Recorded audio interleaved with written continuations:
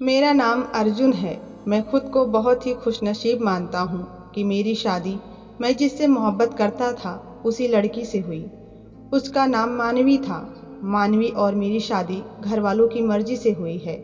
वो दिखने में बहुत ही सुंदर है। शुरू शुरू में मुझे लग रहा था कि वो मुझसे शादी करने के लिए इनकार करेगी, लेकिन जब मैं उसे देखने गया तब उसके स्वभाव का पता चला कि वो बहुत अच्छे परिवार की है। मानवी जब से शादी करके मेरी ज़िंदगी में आई तब से मेरी ज़िंदगी ही बदल गई। सब लोग मुझे कहते थे कि मैं बहुत खुशकिस्मत हूँ।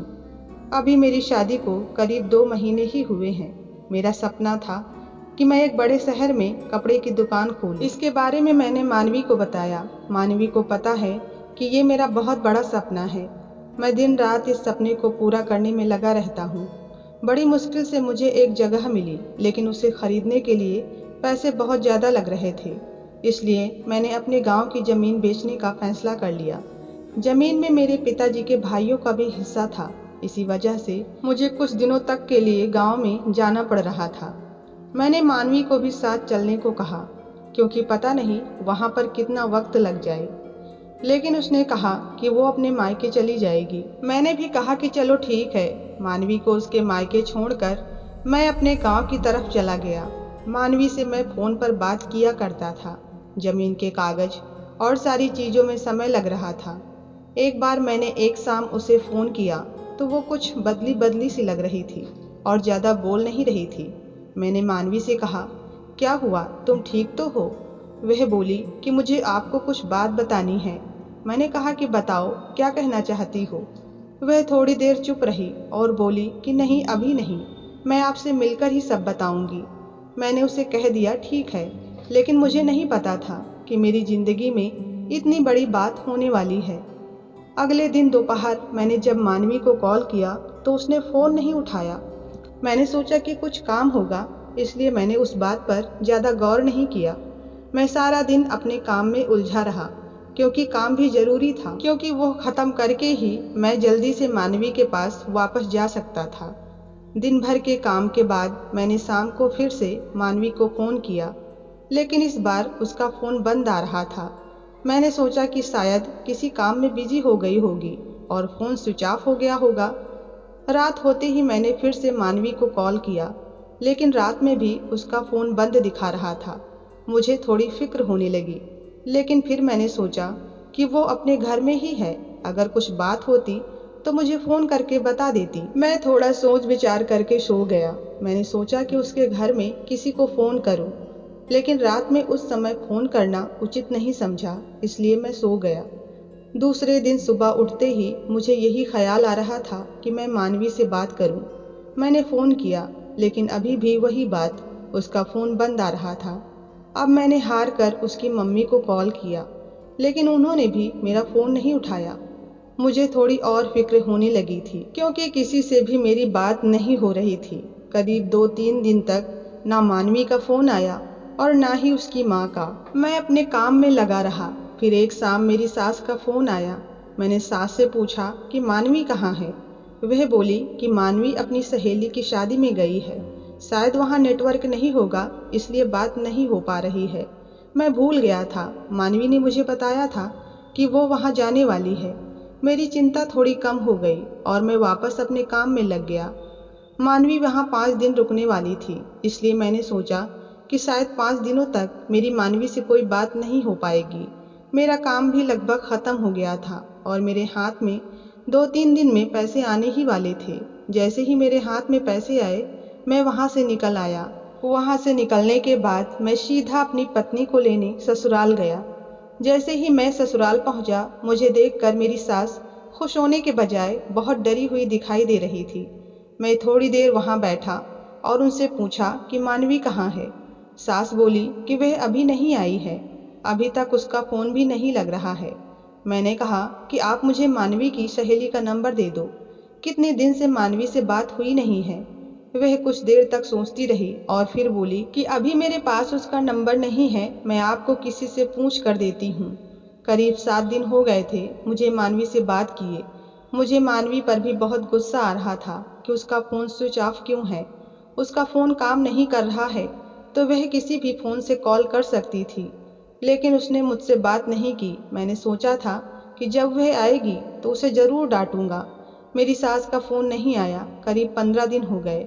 मैं फिर से उनके घर वापस गया, लेकिन अब वो भी घर पर नहीं थी, ना ही मेरा फ़ोन उठा रही थी। अब मेरे मन में बहुत डरावने विचार आने लगे थे कि आखिर मामला क्या है जो कि मानवी और उसकी माँ मेरे साथ इस तरह का बर्ताव कर रही हैं। मैंने उन्हें मैसेज किया कि अब मैं पुलिस के पास जा रहा हूँ। शायद वो डर गई और उनका फ़ोन आया और बोली कि बेटा, मैं तुम्हें सब कुछ बताना चाहती हूँ, तुम घर आ जाओ। अब तो मेरी चिंता बढ़ती जा रही थी कि ऐसी क्या बात है जो ये मुझसे छुपा रही हैं। मेरी पत्नी ने मुझसे 20 दिनों से बात तक नहीं की। मैं अगले ही दिन ससुराल चला गया। मेरी सास के चेहरे का रंग उड़ गया था। मैं बहुत गुस्से में था। मैं ससुराल जाते ही सास को जोर से चिल्लाते हुए पूछा कि कहाँ है मानवी। मेरी सास बोली कि बेटा, अब मैं जो तुम्हें बताने जा रही हूँ उस पर तुम्हें विश्वास नहीं होगा, लेकिन यह सही है। वो बोली कि मानवी किसी के साथ भाग गई है। मुझे मेरे कानों पर विश्वास नहीं हुआ कि मैंने क्या सुना। मैंने बोला, आप कुछ भी बोलेंगे और मैं मान जाऊंगा। वो बोली, बेटा यही सच है। तुम्हारी शादी के पहले उसका एक प्रेम प्रसंग था। जब वह गांव में अपनी सहेली की शादी में गई तो उसे वहां वो मिल गया और वो मौका देखकर वहां से भाग गई। मैं जानती हूँ कि तुम मानवी से बहुत प्यार करते हो, लेकिन यही सच है। तुम्हें उसे भूल जाना ही सही होगा। हम लोग पुलिस के पास नहीं गए, नहीं तो बदनामी हो जाती, इसलिए हम इस बात को तुमसे छुपा रहे थे। मानवी मेरे साथ 3 महीने तक रही थी। जितना मैं उसे जानता था वो ऐसी हरकत नहीं कर सकती थी, लेकिन उसकी माँ ये कह रही थी तो मैं कैसे न मानता। मेरा दिल अभी भी मानने को तैयार नहीं था। मेरी सास मेरे आगे रो रही थी और मुझसे माफ़ी मांग रही थी। जब इतनी बड़ी बात मेरे घर वालों को पता चली तो उन्हें भी विश्वास नहीं हुआ। मानवी स्वभाव से बिल्कुल ऐसी नहीं लगती थी। मानवी की माँ को देखकर मैं और मेरे घर वाले चुप रह गए। हमने कुछ बड़ा कदम नहीं उठाया। मैं अपने साथ हुए इस धोखे को बर्दाश्त नहीं कर पाया। मैंने मानवी को बहुत प्यार किया था, लेकिन मुझे कुछ भी हासिल नहीं हुआ। मानवी नाम से ही मुझे नफरत होने लगी थी। मेरी जिंदगी पर इसका बहुत असर हुआ था। मैं जो कपड़े का दुकान शुरू करने वाला था उसके लिए मेरे पास अब सब कुछ आ गया था, लेकिन फिर भी मुझे दुकान शुरू करने का मन नहीं कर रहा था। किसी आदमी के साथ इतना बड़ा धोखा हुआ हो तो वो खुश कैसे रह सकता है। मेरे घर वाले मुझे संभाल रहे थे। मैंने मानवी को ढूंढने की कोशिश की। मैं चाहता था कि वो मुझे मिले तो मैं उससे पूछूं कि आखिर उसने मेरे साथ ऐसा क्यों किया। समय बीतता गया। उसे गए अब 9 महीने हो गए थे और मैं उसे भूलकर अपनी ज़िंदगी में वापस आगे बढ़ने की कोशिश करने लगा था। और एक दिन किसी कारणवश मेरा उसके घर के पास से जाना हुआ।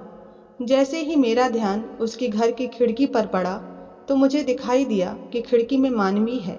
एक झलक मुझे मानवी की दिखी। मैंने फौरन अपनी गाड़ी मानवी के दरवाजे पर रोक दी और दौड़कर मानवी के घर का दरवाज़ा बजाया। मेरी सास ने दरवाज़ा खोला और वो मुझे देखकर चौंक गई। दरवाज़ा खोलते ही मैं अंदर जाने लगा। तभी मेरी सास ने मुझे रोका, लेकिन मैं नहीं माना और मैं अंदर कमरे में गया तो मानवी को देखकर मेरे पैरों तले से ज़मीन ही खिसक गई। मानवी व्हील चेयर पर बैठी थी। मानवी ने मुझे देखा और उसकी आंखों से आंसू आ गए। मैंने पूछा, क्या हुआ? मानवी बस रो रही थी। मेरी सास बोली कि बेटा, मानवी जब सहेली की शादी में गई थी तब उसका एक्सीडेंट हो गया और उसे ऐसी जगह चोटें आई जिसके कारण अब वो चल नहीं सकती। एक्सीडेंट के समय भी वो बेहोशी में यही कह रही थी कि तुम्हें ना बताऊं, क्योंकि बड़े काम के लिए गए हैं तो उन्हें टेंशन हो जाएगी। फिर डॉक्टर ने जब बताया कि हो सकता है मानवी अब चल नहीं सकेगी और इलाज पर बहुत ज़्यादा खर्चा होगा, तब मैंने कहा कि अब तो तुम्हें बता ही देते हैं। लेकिन मानवी ने कहा कि मैं उनकी ज़िंदगी खराब नहीं कर सकती। उनका सपना है कपड़ों का दुकान खोलना। उनकी ज़िंदगी में जाऊंगी तो उन पर बोझ ही बनूंगी। इसलिए मानवी ने ये झूठ तुम्हें बोलने को कहा ताकि तुम उसे भूल जाओ और उससे नफरत करो। मेरी पत्नी मुझे इतना प्यार करती थी। मैंने उससे कहा कि मानवी, अगर मेरे साथ ऐसा कुछ हो जाता तो क्या तुम मुझे छोड़कर चली जाती? मानवी ने रोते हुए कहा कि ऐसा मत बोलो। मानवी ने कहा कि मैं आपकी दोषी हूँ। एक्सीडेंट में हमारा बच्चा भी नहीं बचा। आप मुझे भूल जाएं और दूसरी शादी कर लीजिए। मैं आप पर बोझ नहीं बनना चाहती। उसकी आंखों से आंसू बह रहे थे। कितने दिनों से उसने इन्हें रोक रखा होगा। मैंने मानवी को बीते कुछ महीनों में ना जाने क्या कुछ नहीं कहा, लेकिन अब मैं मानवी को एक पल भी अपने से दूर नहीं रखना चाहता था। मैंने मानवी की एक बात नहीं सुनी और उसे अपने साथ घर ले आया। अब मेरी कोशिश यही है कि वो फिर से चल सके। मैंने कपड़ों का दुकान बेच दिया और अच्छे से अच्छे अस्पताल में मानवी को दिखाया तो डॉक्टर ने मानवी का चेकअप करवा कर कहा कि ये फिर से अपने पैरों पर खड़ी हो सकती है, इसलिए हमें ऑपरेशन करना होगा। ऑपरेशन करने के बाद मानवी ठीक हो जाएगी। इसके लिए तुम्हें 4 लाख रुपए फौरन जमा करने होंगे। मैंने डॉक्टर से कहा, खर्चा कितना भी हो जाए, पर मेरी पत्नी अपने पैरों पर खड़ी हो जानी चाहिए। तो डॉक्टर ने मानवी का ऑपरेशन कर दिया। मैं अपनी पत्नी को छोड़कर कहीं भी नहीं जाता था और हर वक्त उसकी देखभाल करने में लगा रहता। करीब 1 महीने बाद मानवी धीरे धीरे अपने पैरों पर खड़ी होने लगी और हम लोग फिर से खुशी खुशी अपनी ज़िंदगी जीने लगे। तो आपको ये कहानी कैसी लगी कमेंट में ज़रूर बताएं और पसंद आई हो तो लाइक सब्सक्राइब करना ना भूलें। मिलते हैं नई कहानी के साथ, तब तक के लिए धन्यवाद।